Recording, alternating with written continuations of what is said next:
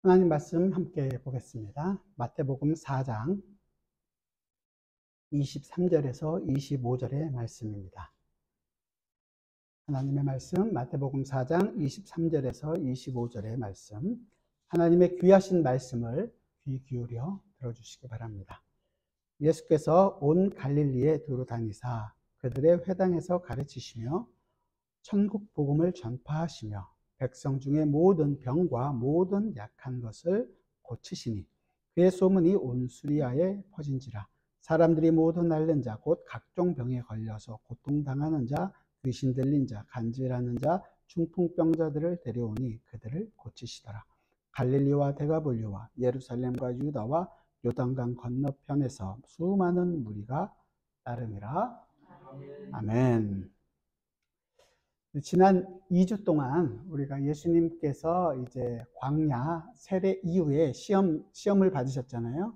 광야에서 40일 금식 기도하시고, 그리고 시험 이후에 예수님이 갈릴리 가버나움에 정착하시기까지의 여정을 우리가 함께 살펴봤습니다. 마태는 굉장히 간략하게 기록하여 있었던 그 내용들을 약 한 1년여간의 시간이 지나갔는데, 그 부분을 마태는 그렇게 자세하게 기록해 있지 않지만 우리는 요한복음의 내용들을 통해서 또 누가복음의 내용들을 통해서 우리가 참고하면서 함께 살펴봤습니다. 지난 시간에 살펴봤던 내용들이 뭐냐면, 그래서 이제 처음에 예수님께서 초기 사역할 때 제자들을 불렀는데, 요한복음에서 그들이 무슨 순간인가 어딘가 다 떠나버리고 없던 거예요. 그래서 지난주에 이제 1년이 지난 다음에 다시 예수님께서 그들을 찾아가셔서 그들을 다시 한 번 더 부르는 장면이 바로 지난주였습니다. 그래서 한 번은 예수님의 그 행적을 중심으로, 그래서 처음에 제자들을 부르던, 그러나 그들은 다 떠나갔죠. 그래서 그 이후에 그 떠난 제자들을 다시 한 번 더 부르는 그런 장면으로 지난주까지 살펴봤습니다. 이 사역 자체가 어떻게 보면 예수님께서 이 땅에서 하시는 사역의 전반적인 내용이 다 포함되어 있는 것입니다. 죽음과 같은 우리에게 그 어둠의 물 안으로 그물을 던져서 고기를 잡고 있는 그들을 이제는 그 어둠과 같은 이 땅에 살아가고 있는 사람에게 사람을 낚는 어부로서 제자들을 부르시는 그 일을 하게 될 것이라는 것을 예수님께서는 보여주고 있는 것입니다. 이렇게 지난주 주님께서 가버나움 사역 중심지로 삼으신 이유가 바로 어둠 가운데 있는 자들에게 빛이 비춘다는 것을 보여주기 위함이라는 것을 말씀드렸습니다. 빛이신 예수 그리스도께서 이제 어둠에 있는 우리에게 자신을 보이시기 시작하신 거죠. 사망의 그늘의 땅에 구원의 빛이 비추었습니다. 제자들도 이제 이 일을 하는 자들로 부름을 받았고 그 일을 앞으로 하게 될 것입니다. 물론 그들은 또 한 번 더 예수님을 다 떠나가게 되겠죠. 그때도 또 예수님은 그들을 찾아가십니다. 끝까지 포기하지 않으시는 거예요, 주님께서. 그리고 지금은 우리에게까지 이 일이 주어지게 된 것입니다. 이제 오늘 그 사역의 내용을 쭉 정리하는 장면이 바로 오늘 본문의 내용입니다. 초기 공생의 사역을 한마디로 요약해주는 장면이 바로 오늘 본문 23, 24, 25절에 나와 있는 내용인 거죠. 한마디로 얘기해서 초기 갈릴리 사역의 결산 보고와도 같은 것입니다. 마태는 예수님의 공생의 기록을 빠짐없이 다 기록한 게 아니에요. 자기의 필요한 것에 따라서, 그 독자들의 필요성에 따라서 기록하고 있습니다.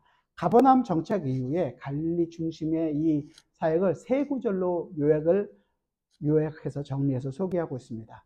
초기 사역이었고, 처음에 4명의 제자들을 부른 이후에 1년 정도 지나서 1년 혹은 1년 중후반 아니면 2년 초 사역이 이제 시작되고 있는 부분입니다. 그래서 오늘 본문 초기 사역에 대해서 요약하는과 동시에 앞으로 예수님께서 남아있는 사역이 어떠한 방향으로 갈 것이라는 것을 미리 이렇게 표지판처럼 해주는 역할을 하는 것이 오늘 본문입니다. 오늘 본문, 그래서 23절은 그 예수님께서 초기에 하셨던 사역을 아주 간략하게 3가지로 정리하고 있습니다. 우리 23절을 같이 읽어보겠습니다. 23절 같이 읽죠. 시작. 예수께서 온 갈릴리에 두루 다니사 그들의 회당에서 가르치시며 천국 복음을 전파하시며 백성 중에 모든 병과 모든 약한 것을 고치시니. 그래서 세 가지 사역이 금방 알 수 있죠. 눈으로 봐도. 뭐죠? 가르치시고 전파하시고 고치시고 이 일을 하셨습니다. 회당에서 가르치셨다고 얘기합니다. 유대인들이 있는 곳마다 유대인 지역에서는, 그리고 그 유대 땅 말고도 이방 땅에 살고 있을 때도 유대인, 우리로 얘기하면 이렇게 모임이 있는 커뮤니티가 있는 데서는 당연히 그들에게는 회당이 있었습니다. 이 회당은 유대인들이 공적인 모임의 장소입니다. 유대인 남자들은 12살이 지나면 반드시 이 회당 모임에 참석해야 할 의무가 있습니다. 그렇지 않으면 유대인으로서의 삶을 살아갈 수가 없어요. 거기서 뭐 하느냐? 랍비들이 가르치는 선생님들이 나와서 율법을 가르치고 그 율법이 어떤 내용인지를 쭉 설명해 주는 겁니다. 근데 여기서 가르치는 역할을 담당하는 사람을 랍비라고 얘기하는데, 랍비는 아무나 랍비가 될 수 있는 것이 아니었습니다. 굉장히 유명한 스승 밑에서 배우고 오랜 학습을 통해서 그 율법의 모든 내용들을 바르게 알고 또 그 삶을 살아가고 있는 자들만이 랍비라고 대접을 받고 그 가르침을 받게 되는 거예요. 오늘날로 얘기하면 목사가 되기 위해서 신학교를 가는 것보다 훨씬 어려운 과정일 수 있습니다. 그래서 사도 바울 아시죠? 사도 바울도 예수를 만나기 전에 어디서 배웠어요? 가말리엘이라는 그 문화에서 배우고 랍비 교육을 받았던 사람 중에 하나입니다. 그렇게 오랜 시간을 거쳐서 수련을 받은 후에 가르치는 랍비 역할을 합니다. 그래서 많은 사람의 존경과 대접을 받았던 사람이었죠. 그런데 예수님은 어떤 랍비라고 하는 사람의 가르침을 받은 적이 한 번도 없으세요. 그리고 그 율법에 대해서 어떤 공부를 하시고 따로 나가서 배웠다는 얘기를 하신 적이 한 번도 없습니다. 정규 코스 과정을 배우신 분이 아니십니다. 그런데도 지금 예수님께서는 회당에서 가르치는 사역을 하고 계시는 거예요. 굉장히 놀라운 거죠. 이 일은 사실은 이렇게 예수님이 할 수 있는 일이 아니라는 것은 유대 사람들은 다 아는 것입니다. 우리는 그냥 예수님은 당연히 가르치실 거니라고 생각하는데, 그런 일은 유대 사회에서는 있을 수 없는 일이거든요. 뿐만 아니라 예수님께서 지금 가르치시고 계시는 내용은 다른 일반적인 율법 교사들이 가르치는 내용과도 완전히 달랐습니다. 많은 선생들은, 많은 랍비들은 이때까지 가르쳤던 많은 위대한 랍비들의 가르침들이 이런 것입니다라는 것을 설명하거나 아니면 율법의 내용들을 그냥 쭉 읽어주는 것들이었습니다. 장로들의 전통을 따르는 데 가장 초점을 맞췄어요. 그런데 예수님은 전혀 그러지 않은 것이었죠. 왜 그런 일들이 있냐면 자기들이 이 말씀의 깊이, 말씀이 정말로 보여주고자 하는 내용을 바르게 보기보다 이때까지 우리가 배워왔고 학습되어 왔던 그 내용들을 그대로 보여주는 것입니다. 한마디로 얘기하면 이런 거죠. 말씀이 가르치고 있는, 말씀이 보여주고자 하는 내용들을 바르게 알지 못하고 그 내용들이 쇠퇴되었을 때 전통을 따르게 되는 것입니다. 우리 유대사회 말고 그 이후에, 예수님 이후에도 이런 일들이 있었던 적이 있었습니다. 언제냐면 중세 때입니다. 중세 시대를 지나면서 중세 신학자들은 끊임없이 많은 교부들이 이렇게 가르쳤습니다. 우리의 그 교황은 이렇게 가르쳤습니다. 교부들의 작품에서 자기들의 정당성을 찾고, 정말로 하나님의 말씀은 많은 하나님의 백성들이 읽을 수조차도 없게 만들고 자기들만 읽고 자기들이 이때까지 배워왔고 자기들이 들어왔던 모든 교부들의 가르침이 마치 옳은 것처럼 가르칩니다. 하나님의 말씀을 바르게 이해하고 바르게 전할 자신이 없기 때문에 전통을 따라가는 것입니다. 이 하나님의 말씀은 그 말씀을 풀어 해석하고 그 성령 하나님께서 그것을 밝히 알게 해주실 때 진정으로 하나님의 백성들이 기뻐하고 생명을 얻는 것임에도 불구하고 그러지 않고 장로들의 전통들, 교황들의 전통들, 교부들이 가르쳤던 내용들을 그냥 앵무새처럼 전하는 것으로 자기의 사명을 다하고 있는 것처럼 얘기했던 것입니다. 한마디로 얘기해서 말씀이 없는, 말씀이 빈약한 시대에 공통적으로 나타나게 되기는 현상이라는 것입니다. 하나님의 말씀은 정말로 마르지 않는 샘 같아서 한 본문을 가지고도 정말로 끊임없이 솟아나는 샘물과 같이 우리가 거기서 큰 은혜를 얻을 수 있습니다. 하지만 그러지 못하고 앵무새처럼 매일 똑같은 것들만 반복하게 되는 거죠. 일반적으로 많은 성도들이 이 하나님의 말씀을 통하여서도, 우리가 매일매일 묵상하고 있는 말씀을 통해서도 그리스도로부터 오는 새로운 샘, 그 마르지 않는 물을 우리가 얻고 그것 때문에 목마르지 않고 그것으로 말미암아 우리가 이 땅에서 정말로 기쁜 마음으로 살아갈 수 있어야 되는데 그러지를 못하는 거죠. 그렇게 못하게 막고 있는 것입니다. 중세 시대에는 교부나 신학자들이 그냥 이 말씀을 자기들이 꽉 잡고 일반 성도들이 하나님의 백성들에게 이것을 보여주지 않았기 때문에 성령 하나님의 능력이 도저히 나타날 수가 없었던 것이었죠. 근데 그 일이 지금 예수님 당시에도 그 일이 일어나고 있었습니다. 왜냐하면 이미 세례 요한이 잠깐 있었지 하지만 이미 말라기라는 선지자 이후에 400년이 넘는 기간 동안에 하나님의 말씀이 그들에게 전해지지 않고 있었습니다. 말씀이 없는 시대를 살고 있는 거죠. 회당에서 가르치는 것도 그저 당시 유명했던 랍비들의 가르침, 율법을서를 그냥 읽어주는 것으로만 앵무새처럼 되뇌이는 수준의 것이었던 것입니다. 하지만 예수님은 그들과는 전혀 달랐습니다.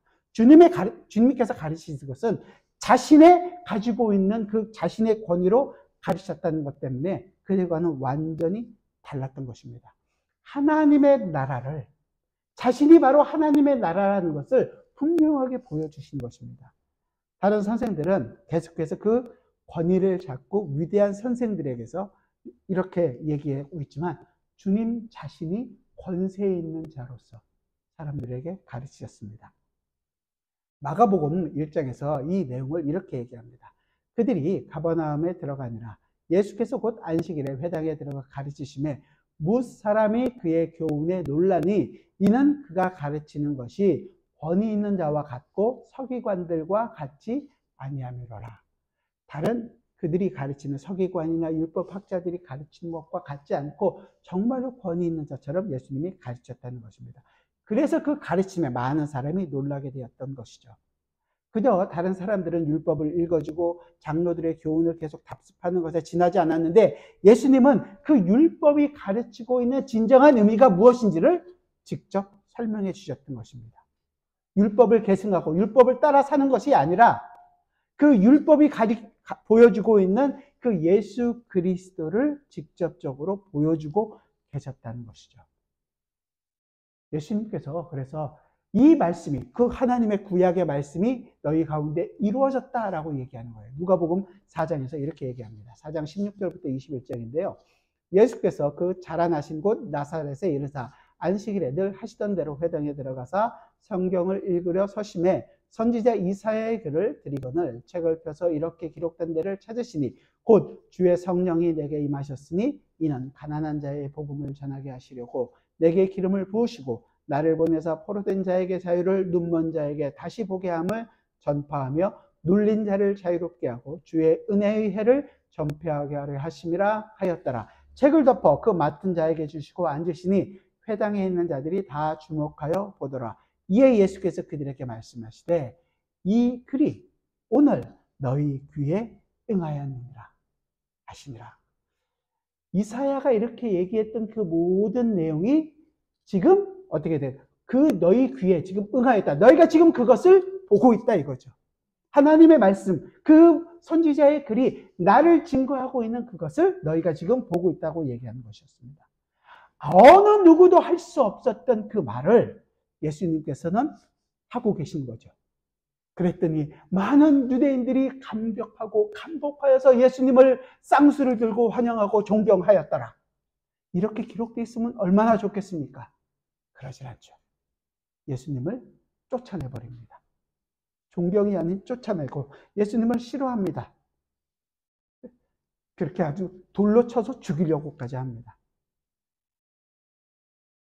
예수님은 그곳을 유유히 나오기는 하셨지만 예수님만이 실질적으로 이 율법이 하나님의 말씀이 의미하는 바가 무엇인지를 정확하게 알고 계시고 그 율법이 보이시는 자기 자신이라는 것을 보이시는 것입니다.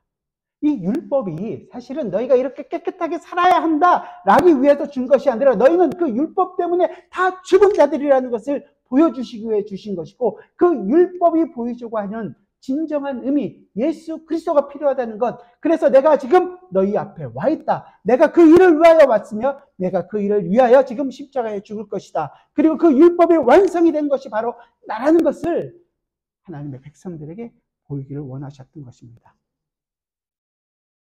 일반적으로 유대인들은 회당에서 하나님의 율법이 낭독되면 그것을 듣고 그 율법대로 준수하며 살아가는 것을 통해서 내가 하나님의 백성이다 라는 것을 알고 그것을 마치 좋은 신앙으로 생각하고 살아왔었습니다.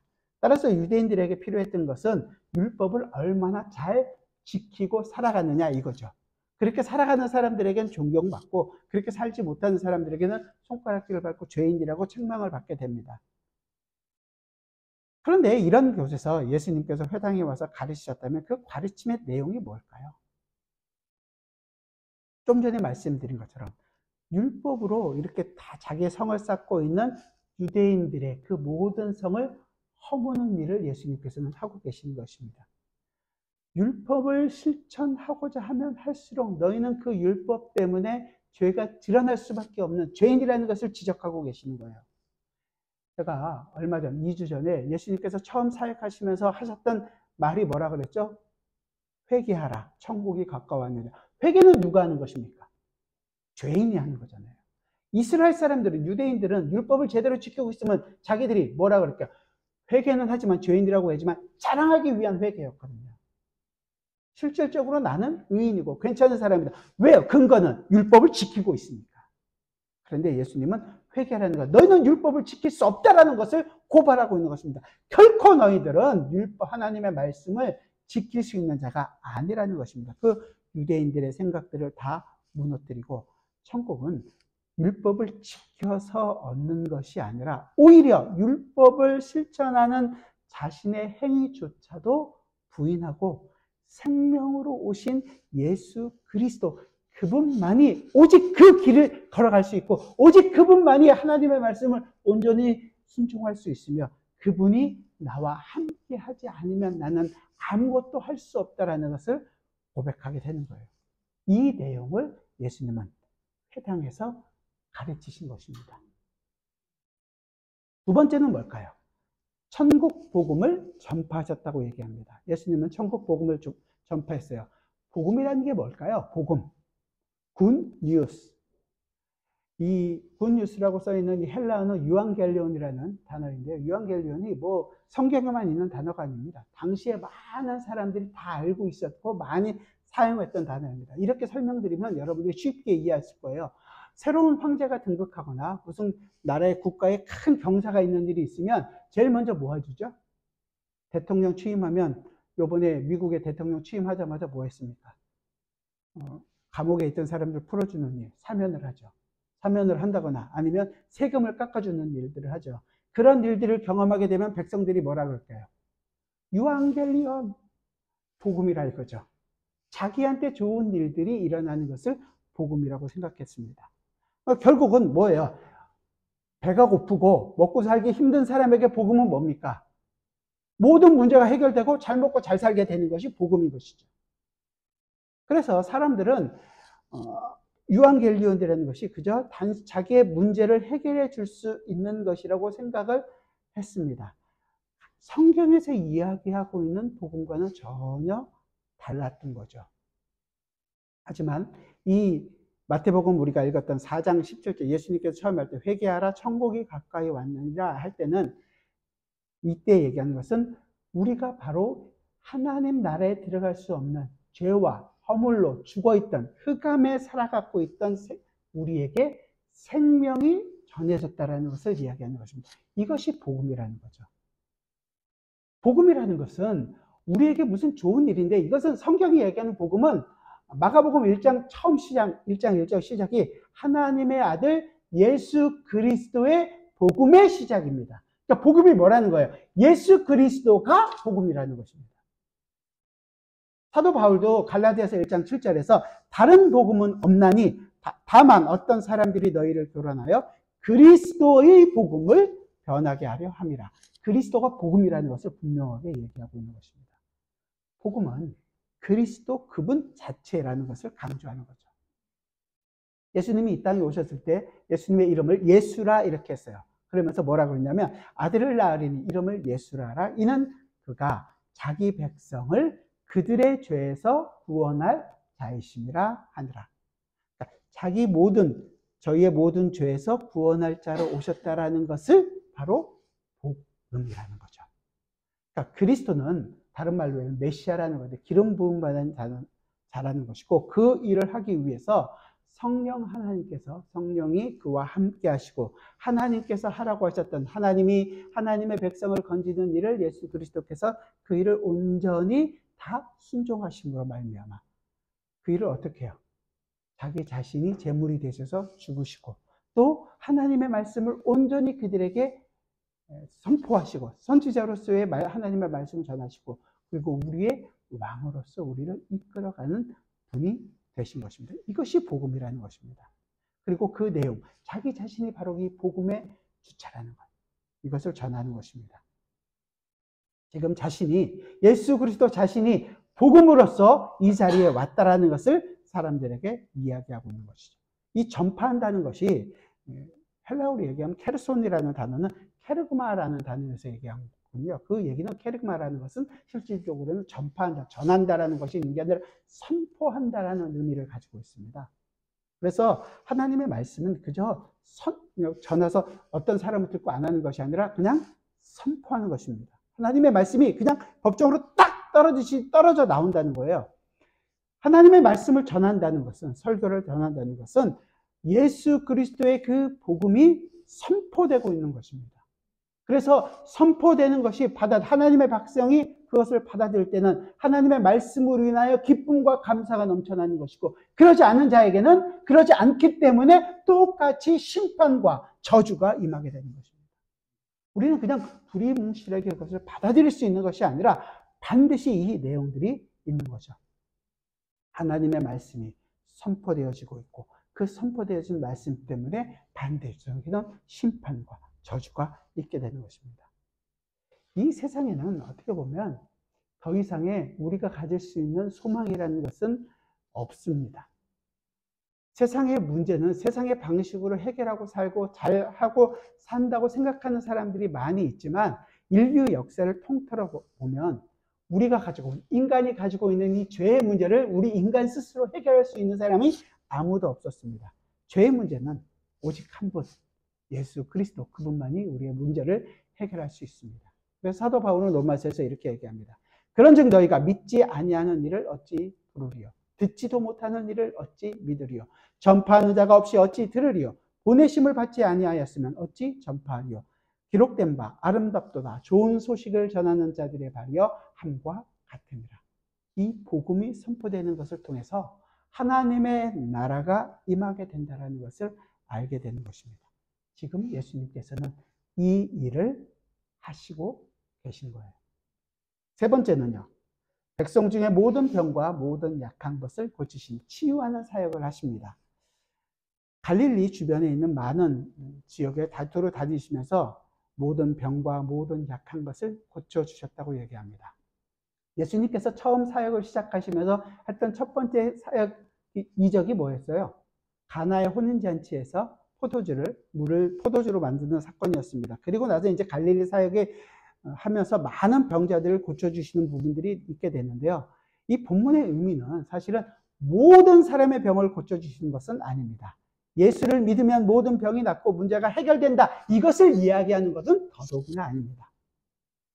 사실 병 낫고 기적처럼 보이는 일들은 예수를 믿지 않아도 있습니다. 세상에도요. 기적적인 일들이 많이 있어요. 병을 낫는 데는 꼭 예수 이름을 갖다 안 붙여도 부처들도 스님들도 그 일을 할 수도 있고요. 아니 성경에도 나오잖아요. 출애굽기 때 모세가 하나님의 권능으로 이 일들을 할 때 그 애굽의 술사들도 똑같이 흉내를 냅니다. 모방을 하는 것을 보게 되면 이런 일들이 있을 수 있는 거예요.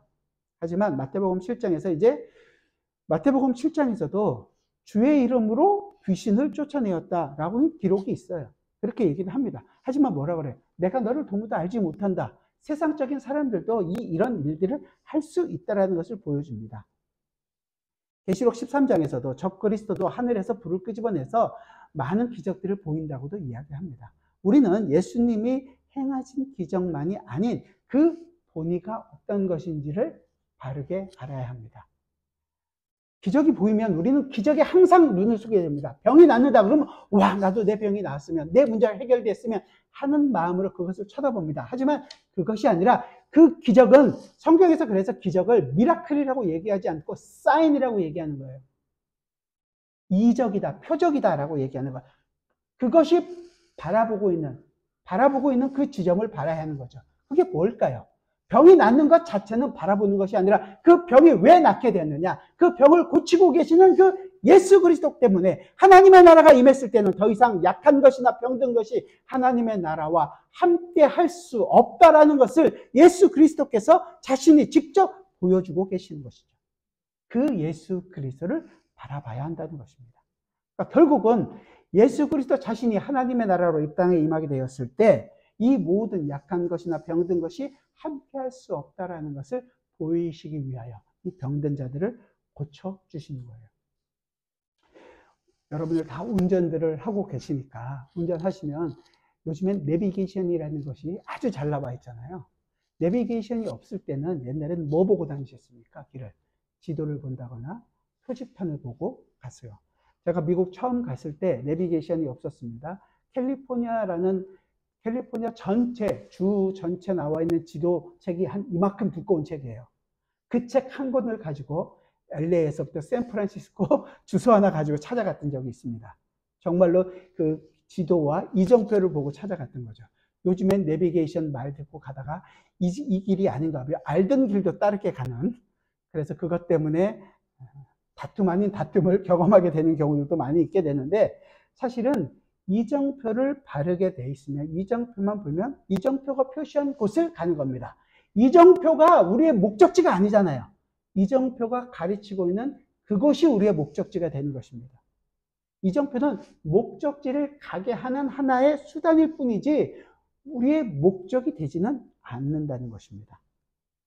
이 얘기는 기적이, 눈에 보이는 이 기적이 우리의 신앙의 끝이 되어서는 안 된다는 것입니다. 그 일이 일어남을 통하여 그 일이 보여주고자 하고 있는 진짜 목적이 무엇인지, 그 예수 그리스도 하나님의 나라가 이제 우리 안에서 이루어지고 있다는 것을 우리는 반드시 봐야 되고, 예수 그리스도가 나타나지 않는 이적은 더 이상 그것은 기적이라고 얘기할 수, 그리스도 안에서 나타나는 기적이라고 얘기할 수 있는 것은 아닌 것입니다.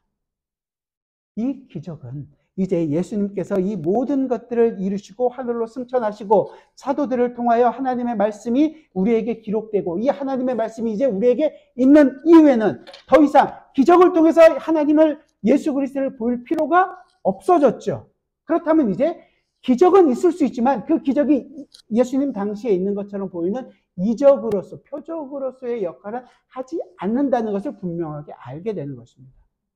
그래서 이제 기적이 마치 하나님의 큰 일을 이루는 것처럼 얘기하는 것은 속게 되는 것입니다. 그 이정표 안으로 차를 몰고 들어가는 것과 똑같은 거예요. 그럴 수는 없는 거 아니에요. 사고 나고 돈만 더 들게 되겠죠. 마음만 아플 뿐입니다. 그 이정표가 이제는 성경이라는 것을 통하여 예수 그리스도를 밝히 우리에게 보여줬다면, 그 말씀을 통하여 예수 그리스도를 바라볼 수 있다면 어떠한 이적이 일어나든지 거기에 신경 쓰는 것이 아니라 그것을 통하여 예수 그리스도를 바라볼 수 있어야 되는 것입니다. 그래서 우리가 이 예수 그리스도라는 것을 바르게 알게 되는 것을 통해서, 이제 내가 더 이상은 이 눈에 보이는 것을 따라가자는 사람들이 아니라 예수 그리스도가 나와 함께하고 있으며 그 하늘의 모든 그 보화인 예수 그리스도가 내가 간직한 자로서 살아가는 자가 되었다라는 것을 알고 예수 그리스도만을 붙들고 살아가는 자가 된 것입니다. 목적지를 가리친 견월망지라는 말이 있거든요. 손가락 끝을 보는 것이 아니라 손가락이 가르치고 있는 예수 그리스도를 바라보십시오. 그리고 그 예수 그리스도 때문에 우리에게 주어지고 있는 매 순간의 삶이 우리에게는 기적입니다. 그리고 그 기적은 예수 그리스도를 통하여 우리에게서 풍성하게 더 나타나게 될 것입니다. 이 세 가지 일을 한다라고 얘기를 드리면 교회는 이 부분에 있어서 굉장히 오해를 합니다. 뭐냐면 교회가 예수님이 행하신 것처럼 우리도 이 세 가지 일을 잘 감당하자. 이것이 마치 교회의 사명인 것처럼 이야기를 하시는 분들이 많이 있습니다. 예수님께서도 회당에서 가르치셨고 복음을 전파하셨고 모든 병과 약한 자를 고쳤으니까 교회도 뭐 해야 되는 거예요? 예수님처럼 성경을 열심히 가르치고 복음을 전도를 열심히 해야 하고 병자와 약한 자를 고치고 고치는 것이 안 되면 그들을 좀 돕는 일을 열심히 해야 한다라고 이야기합니다. 그것이 마치 교회가 해야 하는 가장 큰 일인 것처럼 이야기합니다. 하지만 이것은 예수님의 사역을 오해한 것입니다. 아마 교회로서 성경을 가르치고 복음을 전파하는 일에 힘을 쓰고 병자들을 돕고 고치는 일을 하고 이런 일을 한다는 것은 교회다운 모습을 보일 것이라고 생각하고 많은 사람들이 하고 그게 어쩌면 상식적으로 생각해도 그거 옳다고 생각할지도 모르겠습니다. 하지만 예수님이 행하신 사역은 장차 예수님의 피로 세워질 교회가 그대로 따라해야 할 모범으로 우리에게 주고 있는 것은 이 세 가지 일이 사실은 아닙니다. 그러니까 이 일을 해야지 말아야 한다는 것이 아니에요. 오해하시면 절대 안 됩니다. 그 일을 하지만 그것이 목적이 되어서는 안 된다는 얘기를 드리는 거예요. 우리가 하고 있는 일은 복음을 전파하는 일과 가르치는 일과 그다음에 병자를 고치고 그들을 돕는 일을 열심히 해야 합니다. 하지만 그것이 우리의 목적이 된다면 교회다움이 그것으로 말미암아 평가되어지게 된다는 것은 많은 오해를 불러일으키게 될 수밖에 없는 것입니다. 이것은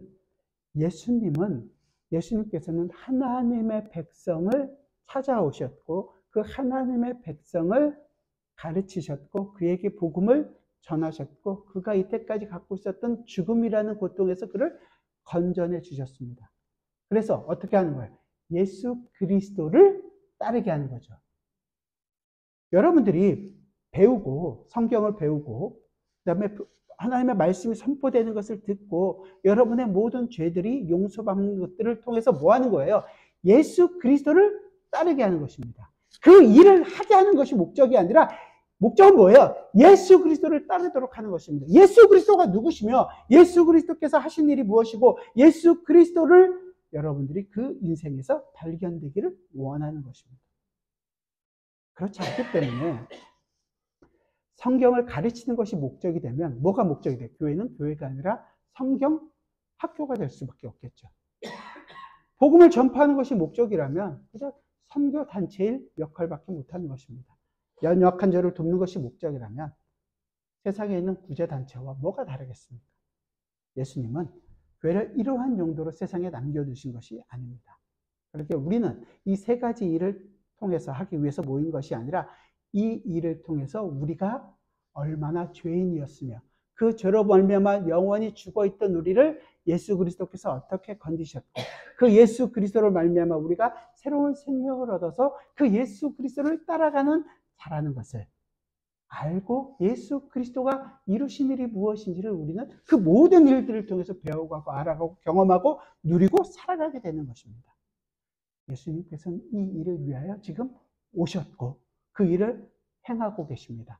가르치심 뿐만 아니라 예수님 자신이 어떻게 하셨어요? 자기 자신이 부인되고 자기 자신이 십자가에 죽으심으로 이 일을 완성하셨습니다.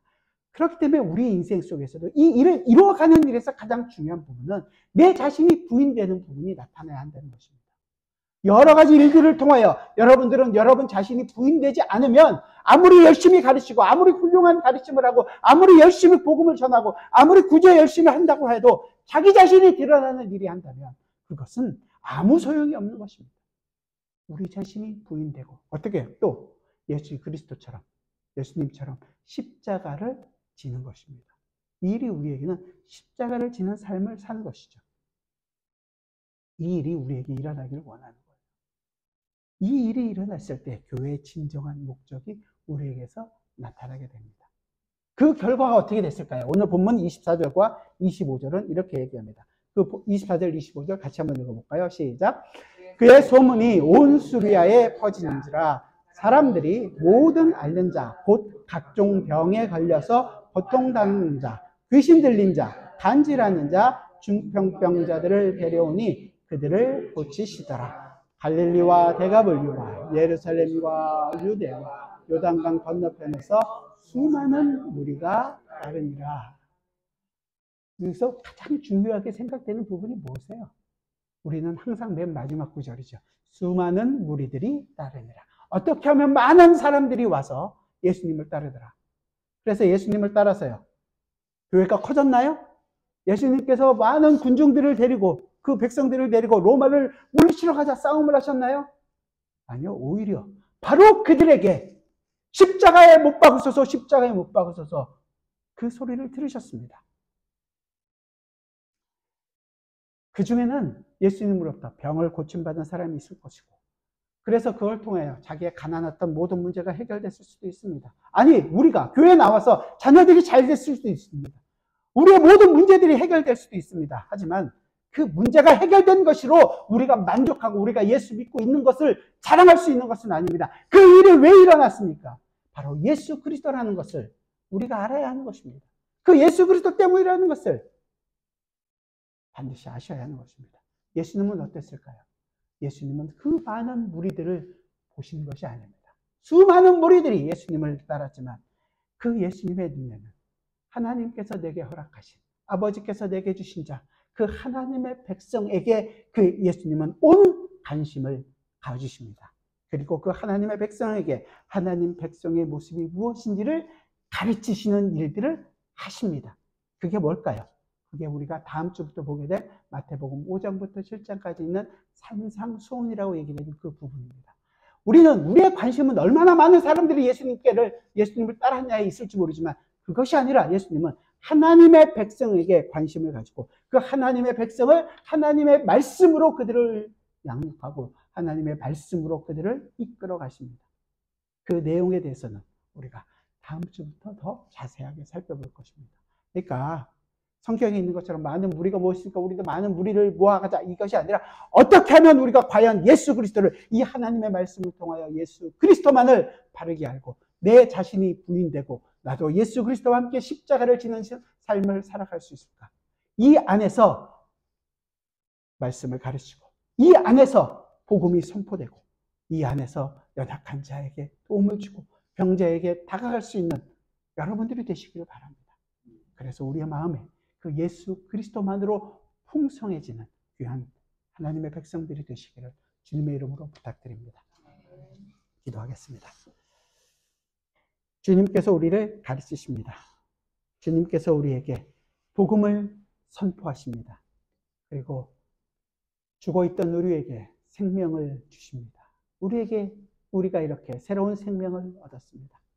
그렇다면 이제 우리가 가지고 있는 것이 무엇인지 우리로 하여금 다시 한 번 더 기억하게 하여 주셔서 우리가 가르치고 선포하고 돕고 이 병자를 치유하는 이 모든 것 속에서 내 자신이 부인되고 내 자신의 십자가를 지고 그리스도를 따르는 것을 우리로 하여금 알게 하여 주옵소서. 그 안에서 예수 그리스도만이 나의 구주가 되시고 예수 그리스도만이 나의 왕이 되시며 그리스도만이 나의 진정한 말씀의 주인이시라는 것을 고백할 수 있는 주님의 백성들이 되게 하여 주옵소서. 예수 그리스도의 이름으로 기도드리옵나이다.